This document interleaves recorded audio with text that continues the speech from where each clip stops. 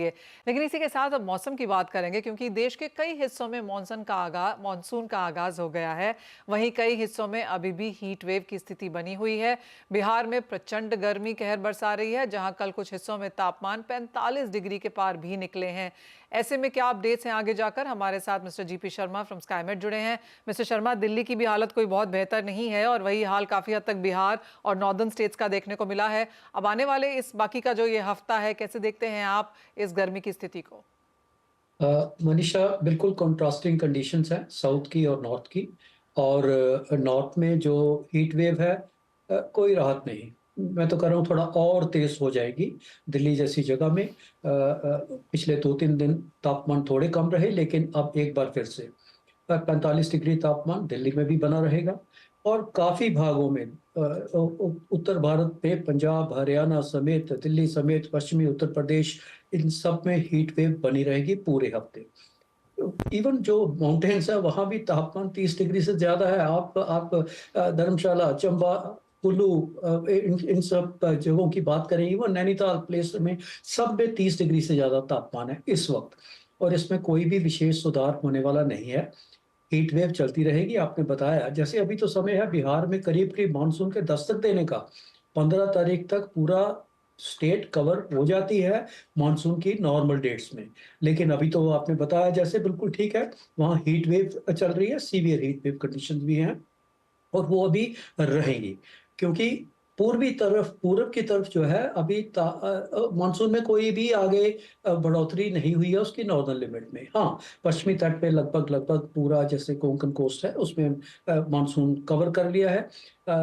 केवल गुजरात तक पहुंचना शायद वो भी 1-2 दिन में हो जाएगा।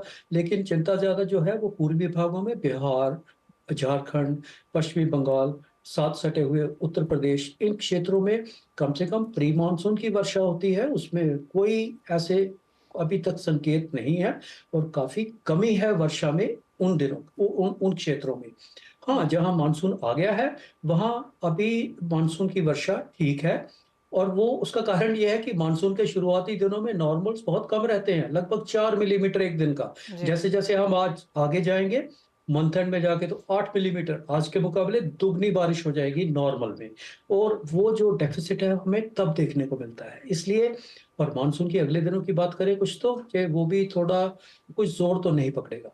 कुछ स्थानों पर वर्षा जरूर रहेगी, जैसे कर्नाटक के भीतरी भाग होंगे या तेलंगाना के, या जैसे कि पिछले 24 घंटों में मराठवाड़ा में, मध्य महाराष्ट्र में ठीक अच्छी बारिश हुई है, विदर्भ में ज्यादा नहीं हुई।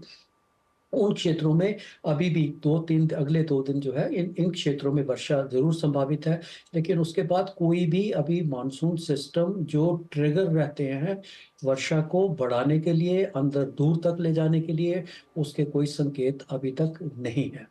तो और 2 दिन के बाद मैं तो ये कहूंगा कि शायद उसमें कमी आ जाएगी दक्षिण भारत में भी, इंक्लूडिंग महाराष्ट्र, कर्नाटक, तमिलनाडु, रायलसीमा, आंध्र प्रदेश, केरल में तो कमी शुरू से ही है।